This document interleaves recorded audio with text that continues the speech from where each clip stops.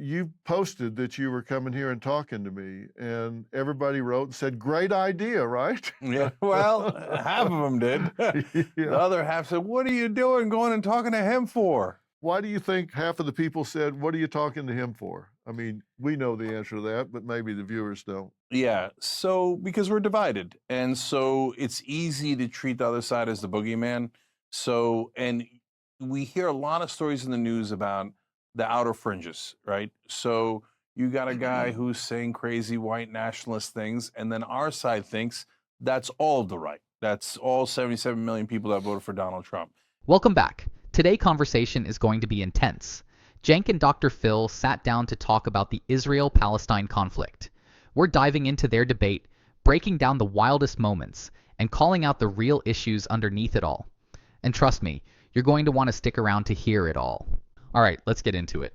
And I'm trying to get them to see, guys, that's crazy. No, that's so. Does a radical portion exist on the right and the left? Yes, right. Are they the majority? Not even close. And so, and for for the right wing probably thinks that the left wing is our most extreme person, right? And they have a certain stereotype in their head about what that person looks like and how they act, etc. When in reality, that's just the minority. And so that's why when they hear me talking to someone they perceive to be on the right wing, okay, and you were on the ICE raid, and so they got a certain thought on you, let alone the fact that you're Dr. Phil and everybody's known you for all this time. So they think, don't, it'll help them. Were you surprised that I came on your show? I was a little bit surprised. Yeah. I was Yeah. definitely surprised. Yeah. I was surprised on a couple fronts. Number one, because you wouldn't, it's a little apples and oranges on top of left versus right, Mhm. but the more we talk, the more we realize how similar we are. Yeah, it was apples and oranges in that you're political and news driven, and I'm more cultural, psychological, that sort of thing. But that's the reason I did it. I am cultural. I think a lot of politics, people say, "Are you now talking politics?" And I say, "No, I'm talking cultural." And they say, "Well, it sounds like politics." That's because politicians talk about culture a Yep. lot. They're getting in my lane. I'm not getting in theirs. I came on and a lot of people said, "Oh, well, he's yelling, screaming, getting all up on his hind legs and barking." And, I listened to you a long time before I came on the show. And I thought, this guy's just passionate about things that matter. He doesn't seem irrational to me at all. It just seems like there's things he cares about and things he doesn't. And the things he cares about, he really cares about them. But it seemed to me before I came on your show, and I said this to you earlier today, I came on because it seemed to me that you and Anna really do your homework. And when you get passionate about something, you're talking about facts. You're talking about empirical data that supports the positions you're on. And I respect people that do their homework. Well, thank you. I appreciate that. And right back at you. And so, look, when you came on, we had a perfectly great conversation, rational conversation. So, why do I get worked up? Well, there's things that you should get worked up about. And Of so, course. here, I'll give you an example of getting worked up, but then getting to peace, which is so on the issue of Israel, I get very, passionate. And so sometimes somebody will call me a name and they'll say, okay, now we're on. And now we go to Warrior Jenk and now we're fighting, right? But I did this debate at UCLA about Israel, and at the end, I said, if you take away from this that you should hate Israel, you got the exact wrong message. Okay, so our efforts at peace are so that we don't hate each other. So if you are driving more hatred on both sides, you're never going to get to peace. The goal is peace. The goal is not one side winning, right? Then when you look at American politics and culture, wait a minute, why don't we do the same thing? Now, I've been a warrior for a long time, and I think our side needed warriors. I thought we were too soft and quiet, got steamrolled by the right wing 20 years ago, 10 years ago, etc. But now, for God's sake, we need some peacemakers. I couldn't agree more. Look, when you're talking about things like a huge ally of America, which is Israel, their most important ally in the world for sure, they're an important ally for America for sure. They get attacked on October 7th, and it's not long after that sentiment started seeming to turn against Israel. For a time, everybody was like, oh my God, horrible atrocities here. But then it started to turn against Israel because a lot of people in the Gaza Strip were losing their lives, and people were going, oh, that's horrible. And of course it is. War is terrible.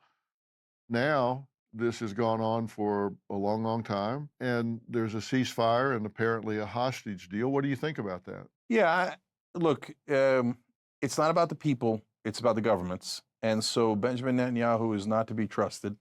There's no way that he means that deal. And to be fair to him, he said it right afterwards. He's like, this is not going to hold. But he said it in Hebrew. That one he didn't say in English. And he said, we reserve the right to bomb them anytime we like. Well, that's not a peace deal. That's not a real ceasefire. And so, look, if we're being honest, and that's what I do, money in politics controls everything.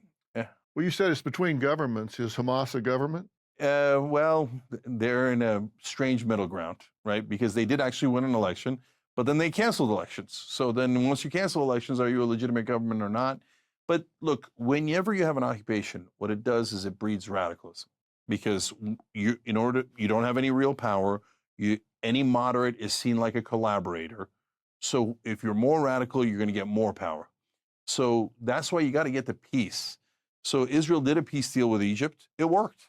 It's worked ever since. Peace works. And at the time, people said, no way, Egypt will never follow through. They'll keep bombing us. They'll keep attacking us. Well, they were wrong. The peacemakers, Jimmy Carter was right. Anwar Sadat was right. Menachem Begin was right. So in terms of Israel, I'm kind of two things. One, stop killing those folks. Here, I'll give you an analogy, Dr. Phil. So it's like a nerd came up to the biggest football player on the team, and he did something bad to him. He kicked him in the shin. And we go, hey, what'd you do that for? Or he kicked him somewhere worse. Now, that guy, the big guy on the football team, has been on top of this little nerd and punched him in the face about 45 times. And the rest of us are going, please, you got to stop punching him. This is brutal. You have to stop. And it doesn't help Israel. It doesn't help the Palestinians. It doesn't help America. And then the last thing is, I'm a populist. So sorry, but we've given $300 billion to Israel. Enough. It's too much. And by the way, they're a grown-up country now. They're strong. They got the strongest military in the Middle East. They have paid family leave. They have universal health care. We don't have either one of those things. They have one of the strongest economies there. You got this. You could do it on your own. Well, in your analogy, who was the kicking in the shins? So the nerd, the little guy, comes in and kicks the big guy in the shin. Okay. Yeah. And so he's got a right to hit him back. So, but at the same time, who was the shin kicker? The Palestinians. Yeah. And was that October 7th? Yeah. Wow. That pretty much trivializes what happened on October 7th, doesn't it? No, because it's an analogy. Just punching the nerd in the face for 45 times also trivializes what happened at Gaza, which is utter slaughter and destruction. Dr. Phil is calling out something huge here. When you compare a brutal terror attack to a nerd kicking a football player in the shin, it doesn't just miss the mark, it obliterates it. Here's the issue. There's a way to criticize Israel's response without downplaying the horrific nature of what Hamas did. The October 7th attacks were not a schoolyard fight. Civilians were murdered, families were torn apart. This was a full-blown terrorist assault. But, and this is a big but, Dr. Phil also sidesteps the fact that Palestinians have been suffering under occupation for decades. So while Cenk's analogy was a disaster, the bigger question is, how do you hold both truths at once? How do you condemn terrorism without excusing oppression? Let me know in the comments. Do you think Cenk or Dr. Phil handled this part better? Yeah. So, but they had a right to defend themselves. Of course. To retaliate. Do you think that when Hamas did what they did on October 7th, that they could predict what was going to happen? So I can't read the minds of Hamas, and I'm opposed to Hamas. I know you are. Yeah, and I think I don't want to characterize you as in any way endorsing what Hamas did on October 7th, because I know you don't. Yeah, so look, nobody ever talks about the whole context of the situation. So the reality is that 5.5 million Palestinians have been occupied by Israel for 57 long years. And so no one would tolerate being occupied at all, let alone for 57 years. And the analogy I often use is Texas. So if somebody came and occupied Texas, do you think Texas might fight back? Do you think the citizens might fight back? And especially if you took away any opportunity to do it in a legitimate way, do you think maybe an insurgency would rise that others would call terrorism? right? So now that doesn't justify the terrorism, but it just explains to you how we got here. So 57 years, so then Hamas does something terrible in return, okay? And then Israel goes, oh, you want to see terrible? We'll show you terrible, and levels the whole place. So, but what Israel doesn't understand is that they are Goliath. For all of Jewish history, they have been David, and they have been abused, and they have been traumatized, and I don't know people that have suffered more, right? But they're misunderstanding the current situation. They're no longer David. They're Goliath, plus they've got even bigger Goliath behind them. And they're beating up on these folks when they got to let them go. Okay, but you just said a really important word. You just said but. Mm-hmm. You just said for all of this time, they have been David. But that means forget everything I just said. I'm going to now tell you what I really mean. No, it doesn't. Now they're Goliath. No, it just means the situation has changed. It has changed. I'm saying you can't forget all of that time. And I don't want to get into a yeah, but. The situation is complex, and the Palestinians have been offered peace accords and all different kinds of opportunities to change this occupation circumstance time and time and time again. We can go back and forth about that. My point is that there is no moral equivalent to what happened on October 7th. I actually totally disagree.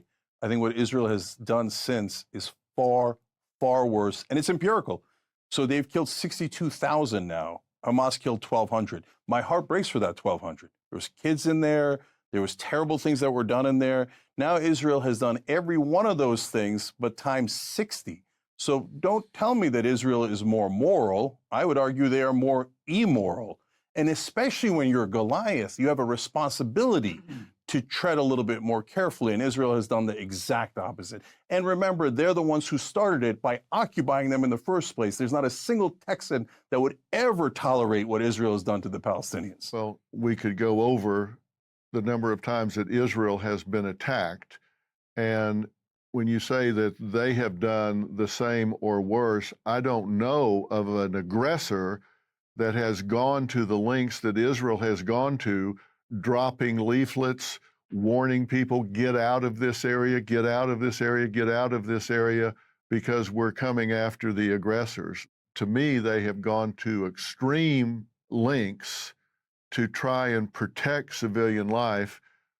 But if you have people that come across and assassinate women, children, and infants in their cribs, and then run back and hide in populous areas, schools, hospitals, and tunnels, and say, well, I'm now in a neighborhood, so you can't come after me, that's violating the rules of war. That's violating every possible measure of warfare that you can possibly do. You can't do that and expect, okay, so I get away with it. That's not going to happen. Okay, so you're turning me back into the warrior, Cenk.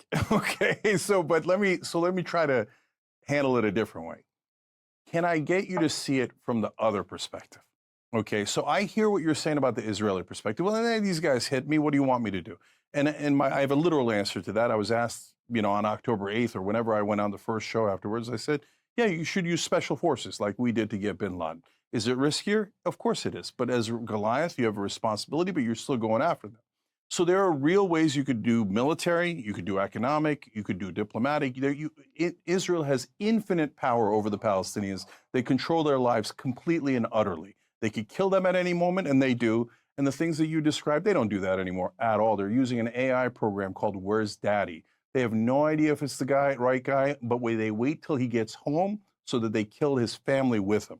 It's disgusting and deeply immoral. I think they're a terrorist state, and I think they do terrorism far worse than anything I've seen from the Palestinians. Now, having said all that, okay, so I'm a bad guy. If you're from Israel's perspective, you go, I don't like that. He's saying mean things about us, and we got every right to occupy these people and keep them as our slaves for 57 long, brutal years, and I'll do it for 500 more years because I'm superior to them. That's how I view Israel. And so I'm not a friend. I'm not like in the sense of what they're doing today. Cenk just went from, let me show you the other perspective, to calling Israel a terrorist state in about 30 seconds.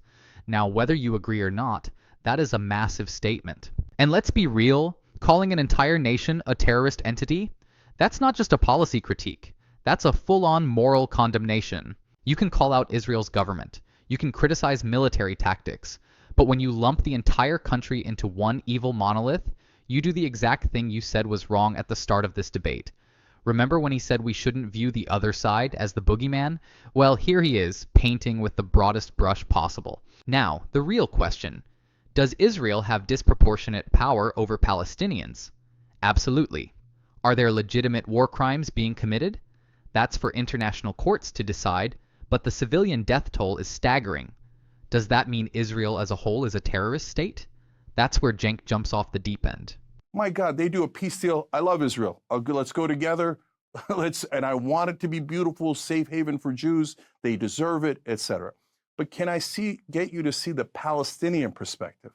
How long do you want me to be occupied? How long do you want me to live under the thumb of a different people? How long would you accept that? What would you do that was different? And they've tried everything. They've gone to the UN, just like Israel did, rebuffed. They've tried diplomacy, rebuffed. They try everything, rebuffed, because Israel has infinite power because it controls America. I can look at it from Palestinians' point of view, and I hate the loss of life in Palestine. I absolutely hate the loss of life in Palestine. I think when Hamas made the attack they did on October 7th, they put a sequence of events into play that they knew was going to happen. They don't value life, they value death. And I think they put all of those people in harm's way. They knew what they were doing when they did it. They're responsible for what's happening in Gaza Strip when they did what they did. They knew what was going to happen when they did it. So it's happening. And now this peace accord, will it hold? Netanyahu is, I suppose, skeptical of it. When you're dealing with people in power whose prime directive is you be dead. It's hard to negotiate with people who are oriented to wipe you off the face of the earth.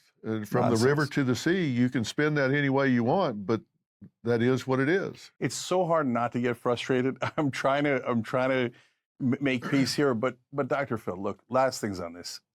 Number one, Netanyahu has said from the river to the sea. So don't tell me that you don't like from the river to the sea when your prime minister says it. Number two, he's actually doing river to the sea, and they're going to take Gaza, and they're going to try to take the West Bank. Number three, they've now killed 60 times the number of civilians. So how could killing 60 times the number of civilians be more morally correct than killing one time? It just doesn't make any sense. But America's only looking at it from the Israeli perspective. Oh my God, what would you do if you were attacked? Okay, but I'm asking you, what would you do if another race, country, religion, government was oppressing you for 57 years? They have to go to checkpoints. They get humiliated at every checkpoint. They have no rights at all. The settlers have killed 1,000 people in the West Bank. Nothing to do with the Gaza Strip, nothing to do with Hamas. Hamas is not in charge of the West Bank. They kill, oppress, humiliate, and then they go, I can't believe you're mad about it. Oh my God, I can't give you freedom because you don't like Israel. How were they supposed to like Israel? At what point would they have liked Israel? When they drove them from their homes in 1948? When they drove them off their land in the West Bank, the Gaza Strip? At what point, I mean, what kind of perverse logic is, I'm going to brutalize you for 60 years, but you have to love me. If you don't love me, then I'm not going to do peace with you. No, that's just saying I don't want to do peace with you. I don't want it. I want more land. And look at this. What a wonderful coincidence. Now, Trump is talking about giving them more land.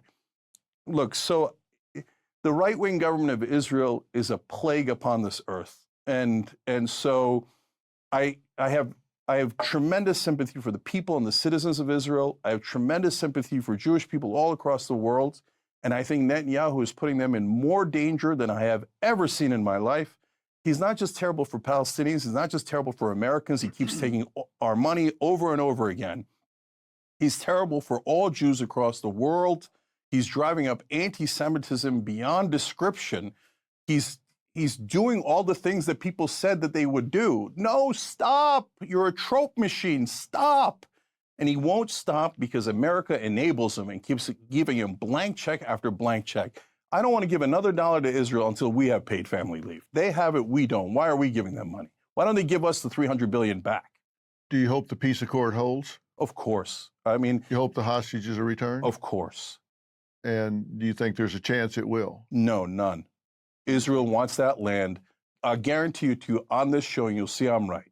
They're going to go in and try to take the land because they never actually cared about anything but taking that land. And they're going to make us pay for it.